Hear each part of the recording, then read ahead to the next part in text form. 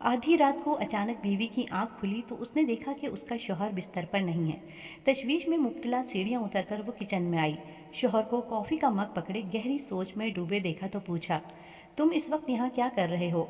शौहर ने सर्द आह भरी और रोते हुए लहजे में जवाब दिया, तुम्हें याद है कि जब हम 20 साल पहले छुप छुप कर मिलते थे और एक बार तुम्हारे डैडी ने हमें पकड़ लिया था और गन तान कर मुझसे कहा था कि या तो मेरी बेटी से शादी करो या 20 साल के लिए जेल जाने के लिए तैयार हो जाओ। हाँ, मुझे अच्छी तरह याद है, बीवी ने जवाब दिया। शौहर आंसू पोंछते हुए बोला, आज मैंने रिहा हो जाना था। भिखारी ने घर के सामने सदा लगाई, 10 रुपए का सवाल है बाबा। घर में से एक नई दुल्हन बाहर आई और फकीर से बोली, जाओ बाबा माफ़ करो। भिखारी कुछ दूर गया तो दुल्हन की सास ने उसे वापस बुलाया। भिखारी खुशी खुशी वापस लौटा तो सास बोली, जा बाबा माफ़ कर। भिखारी गुस्से से, फिर मुझे वापस क्यों बुलाया? सास, जब घर की मालकिन मैं हूँ तो ये कौन होती है जवाब देने वाली?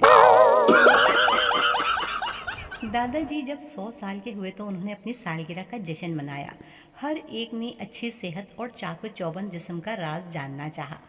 दादा ने कहा, मैं आपको अपनी कामयाबी का राज बताता हूँ। मेरी बीवी और मैंने 75 साल पहले शादी की थी। हमारी शादी के दिन हमने एक वादा किया था कि हमारे बीच जब भी कोई झगड़ा होगा और जो गलत साबित होगा वो सज़ा के तौर पर 5 किलोमीटर पैदल चलेगा।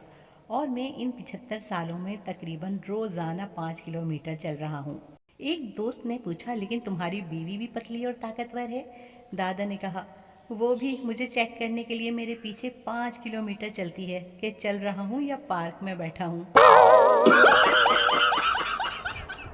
एक औरत का शौहर गुम हो गया। वो अपनी पड़ोसन के साथ थाने में रिपोर्ट दर्ज करवाने गई। दरियाफ्त करने पर उसने शौहर का हुलिया बताया, गोरा रंग, लंबा कद, हैंडसम, उम्र 25 साल। पड़ोसन ने सरगोशी में कहा, झूठ क्यों बोल रही हो? तुम्हारे शौहर तो छोटा, काला और मोटा है। उसकी उम्र भी 40 साल है। औरत बोली, जो हो गया सो हो गया, कम से कम अब जो मिले वो तो अच्छा हो। एक लड़की एक मेडिकल स्टोर के बाहर खड़ी स्टोर में रश कम होने का इंतज़ार कर रही थी। उसके चेहरे पर शर्म के साथ साथ बेचैनी के जज्बात साफ झलक रहे थे।